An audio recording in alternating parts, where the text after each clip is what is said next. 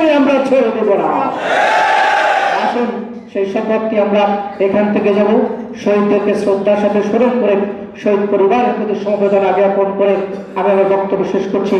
এই পর্যায়ে বক্তব্য রাখার অনুরোধ করছি বাংলাদেশের জামাত ইসলামী কেন্দ্রীয় মজলিসের অন্যতম সদস্য, ঢাকা মহানগরী উত্তরের সহকারী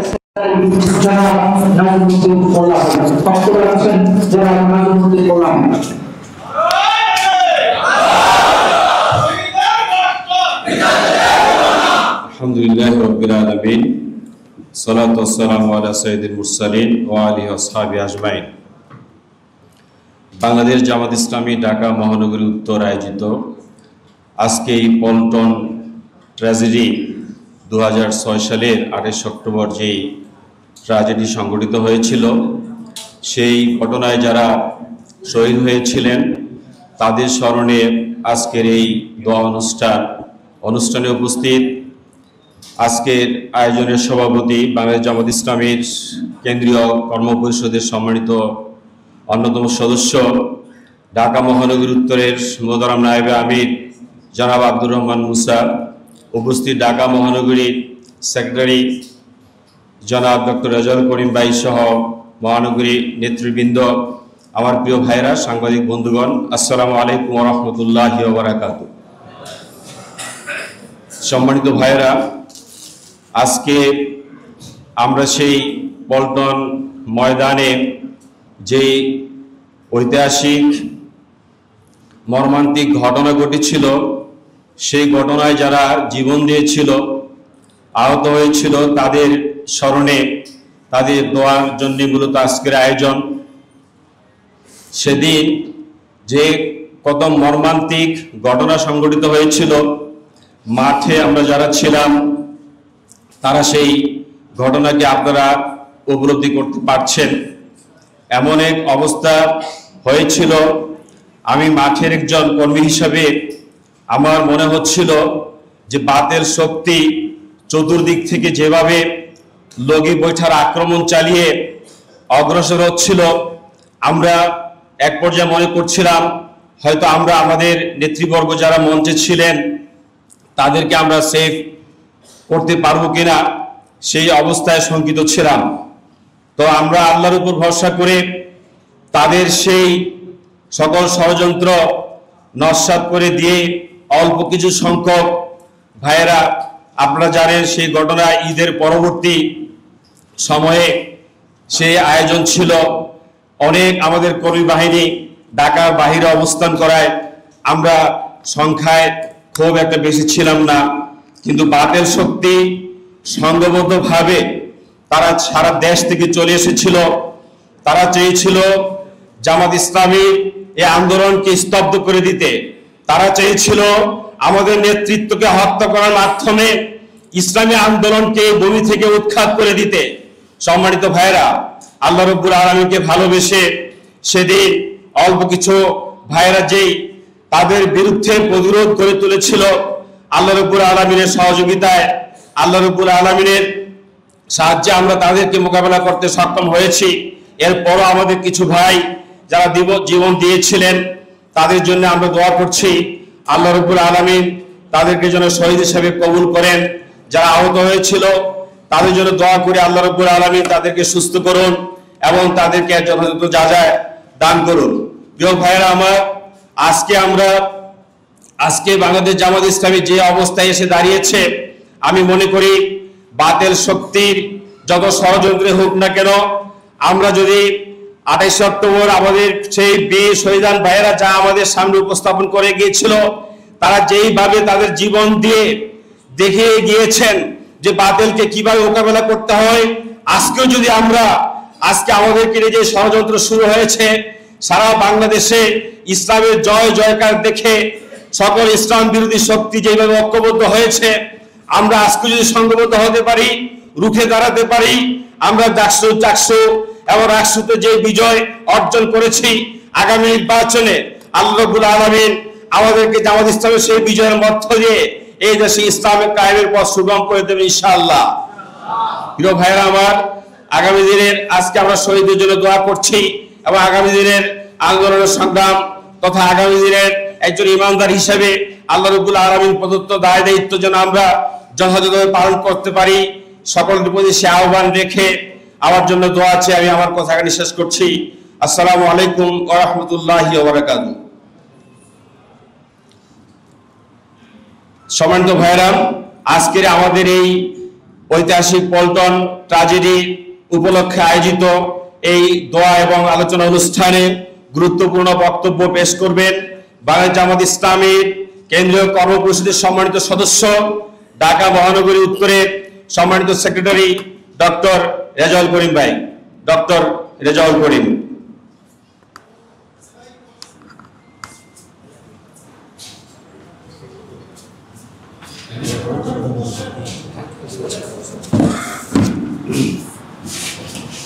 আলহামদুলিল্লাহ রাব্বিল আলামিন ওয়াসসালাতু ওয়াসসালামু আলা সাইয়্যিদিল মুরসালিন ওয়া আলা আলিহি ওয়া সাহবিহি আজমাইন। ঐতিহাসিক পল্টন ট্র্যাজেডির যেদিন লোকে বৈঠা দিয়ে পল্টনে আমাদের প্রিয় ভাই শহীদ মুজাহিদ মাসুম শিপন জসিম সহ সারা দেশে প্রায় অর্ধশতাধিক নেতাকর্মীকে শহীদ করা হয়েছিল, সেই ট্র্যাজেডি দিবস উপলক্ষে আজকের এই আলোচনা সভার সম্মানিত প্রধান অতিথি ইতিমধ্যে এসে আমাদের মাঝে উপস্থিত হয়েছেন। তিনি আমাদের উদ্দেশ্যে, দেশ জাতির উদ্দেশ্যে গুরুত্বপূর্ণ বক্তব্য রাখবেন। সম্মানিত ভাইয়েরা, আমি সেই দিন পল্টনের এই ঘটনার একজন সাক্ষী ছিলাম। আমিও সেদিন কিন্তু গুলিবিদ্ধ হয়েছিলাম। অনেক দিন পর্যন্ত আহত অবস্থায় আমিও কিন্তু বেডে ছিলাম। কিন্তু আমাদের যাদের সৌভাগ্য হয়েছিল, আল্লাহ তাআলা কেবলমাত্র তাদেরকে শহীদ হিসেবে কবুল করেছেন। আমাদের পায়ে গুলি লেগেছিল, আমরা বেঁচে গিয়েছি, আমরা এখনো আছি। কিন্তু আমাদের মধ্যে যারা সবচেয়ে সফল মানুষ, আমাদের মধ্যে যারা আল্লাহ তাআলা যাদেরকে কবুল করেছেন, আমাদের প্রিয় ভাই শহীদ মুজাহিদ, সে আমার পাশেই কিন্তু গুলিবিদ্ধ হয়েছিল। আমরা প্রথম রাদুনির গলিতে ছিলাম, এখানে আমরা তাকে দেখিনি। কিন্তু আমার এই প্রিয় ভাইটি যখন গুলিবিদ্ধ হয়েছে, তখন তাকে তারা গলির ভিতরে নিয়ে গেছে এবং পিটিয়ে তাকে গলির ভিতরেই তারা হত্যা করে ফেলে রেখেছে।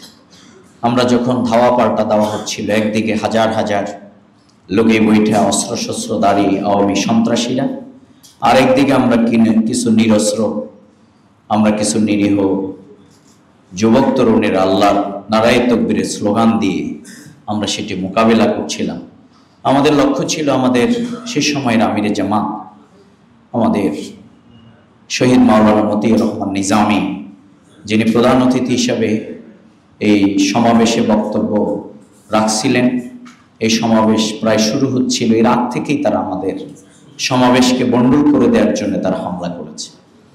কিন্তু আমরা সেদিন দেখেছি যে অস্ত্রশস্ত্র নিয়ে আসলে আল্লাহর দ্বীনের কর্মীদেরকে কখনো পরাভূত করা যায় না, এবং তারা বিরাট সজ্জিত অবস্থায় আমাদের উপরে হামলা করেছিল।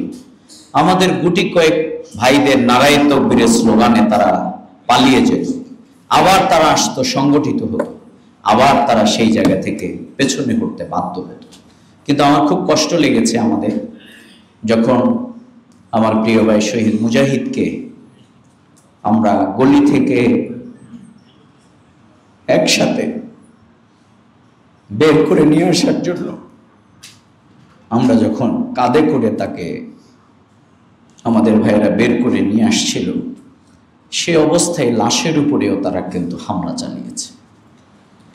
আমার খেয়াল আছে 2006 সালের 28 অক্টোবরে গুলিবিদ্ধ হয়ে আমি প্রায় 6-7 মাস আমি বেডে ছিলাম। তখন আমাদের প্রিয় ভাই শহীদ হাফেজ শিপন, তার মা, তার পরিবারের লোকেরা, মাসুম ভাইয়ের মা আমাকে দেখতে আসছে। আমি তখন কলাবাগান মেসে, শিবিরের মেসে থাকতাম। ওনারা খোঁজ নিতে আসছেন যে আমি যেখানে আহত হয়েছি সেখানে শিপন তার পাশেই ছিল, এটা জানবার জন্য। সেদিন শহীদ শিপন ভাইয়ের মা একটি কথা বলেছিল যে, বাবা, আমার সন্তান শহীদ হয়েছে, আমি শহীদের মা, এই জন্য আমি সৌভাগ্যবান। শহীদ মাসুম ভাইয়ের মা বলেছিল, আমার সন্তান যখন শহীদ হয়েছে আমি খবর পেয়েছি, আমি তার নাম লিখেছিলাম সাইফুল্লাহ মাসুম। আমি আমার সন্তানের নামটি এইরকম করে চিন্তা করে রেখেছি, কিন্তু তার শাহাদাতের খবর পেয়ে আমিও কিন্তু শুকরিয়া আদায় করেছি যে আমি শহীদের মা হওয়ার সৌভাগ্য অর্জন করেছি। কিন্তু শিপন ভাইয়ের মা আমাকে বারবার বলতেছিল, বাবা, আমার ছেলে তো কোরআনে হাফেজ ছিল, তারা আমার ছেলেটাকে হত্যা করার পরে মুখের উপরে লাথি মেরেছে, আমার ছেলের দাঁতগুলো তারা বাঁশ দিয়ে খুঁচিয়ে খুঁচিয়ে তারা কেন তার দাঁতগুলো ফেলে দিয়েছে? এই জিজ্ঞাসাগুলোর জবাব কিন্তু এই জাতির কাছে, মানুষের কাছে আজকে নেই।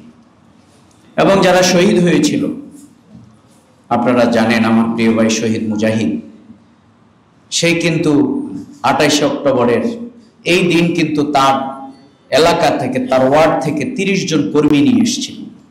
দায়িত্বশীলরা পরবর্তীতে বলেছিল 29 জনের নাম সে লিখেছে, কিন্তু সেই সহ হয় 30 জন।